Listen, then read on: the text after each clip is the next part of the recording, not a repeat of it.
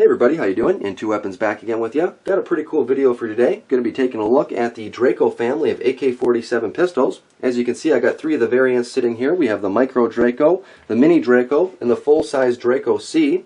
My intention here is not to really give you a whole lot of in-depth information on these guns, but really just kind of do a brief description of the overall major differences between the three. And maybe if you're in the market for one of these guns, it'll give you a good starting point as to which one you're going to kind of steer yourself towards. So, with that being said, if you are interested in some more in-depth information on these pistols, or you want to see them at the range, or anything else like that, I do have a good playlist that I'll link down to the description of this video. It's called the Draco-c family of AK-47 pistols, and in that playlist I have every video I've ever made on these particular pistols, and really good in-depth information, good range footage, my wife shooting it, etc. So if you're interested in checking that out, go ahead and do that, and maybe that'll give you some additional information if you're looking for it. So what we're going to do is start off, I took a look at the Draco-c, and this one unfortunately is not available on the retail market. It's only available on the secondary market. I'm not sure if this was the only one that was brought in limited numbers. It seems like the production numbers on all three of these pistols kind of go up and down. They're kind of random. No one knows when they're coming or going. So if you're really interested in buying one of these pistols, just do it. Do it now. The Draco-c, again, not available right now on the retail market. Available on the secondary market, but they want ridiculous prices, so I would never pay anything more than $600 for this particular pistol. This one is the Draco-c, which means it has the trunnion in the back here for the stock, and it does have the holes already cut into it. I won't show you that, but you just have to take my word for it. They did bring them in as just regular Dracos, and I guess they didn't have the holes cut into that I think it's an underfolder trunnion that they have in here, but I could be wrong. So the product number for this Draco here is HG2159-N, which is a really good way of looking up the information. That's Century's product number. Again, there's no MSRP on it. The barrel length is 12.25 inches, so a little over a foot. The overall length is 21.5 inches, and the weight on this is 5.5 pounds. So the biggest of the Draco family, obviously.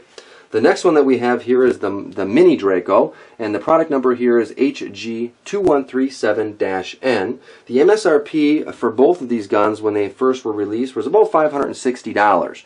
The prices on both of these pistols have really come down significantly since their release, and there's a couple retailers right now that have them in stock and they're on sale, and they're ranging between $470, I believe, and $490. So again, the prices have really come down, which makes them an attractive package, not only for fun novelty guns at the range, big muzzle flashes, very loud, gets a lot of people's attention, but they're also really good candidates for making into an SBR, or short barrel rifle, which means you're adding a stock and you're paying your your Uncle Sam tax fee to make it into a rifle, essentially.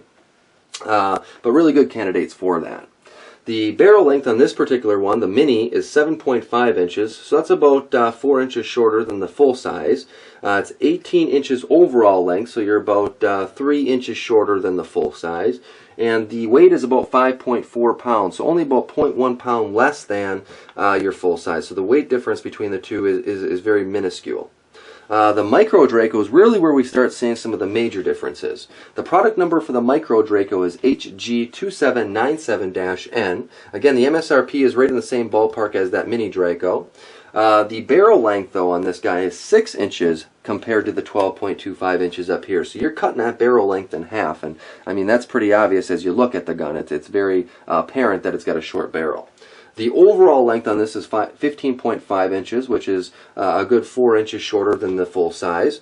And the weight on this is only 5 pounds compared to the 5.5 pounds of the full size. So that's really seeing the major weight difference. And that's, again, probably because that barrel length is cut in half. But really, that's the major differences between these guys. All three pistols are super fun to shoot. I'll just kind of give you a little bit closer up here as I kind of finish up the video. But this is the newer style one where it came with the handguard on this Micro. But as you can see there, it's got the Romanian Bakelite grip on there, nothing special. They do not come with side rail scope mounts, none of these did. This particular one doesn't have the rear sight, which kind of sucks. It has this kind of sight tagged onto the dust cover there, but it seems to work. It seems to be pretty decently accurate out to about 20 yards, so not too bad.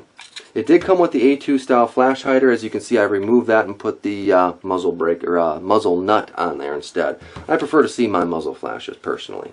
The Micro Draco, or the Mini Draco I should say, as you can see, again, I removed that A2 flash hider and put on a tactical slant brake.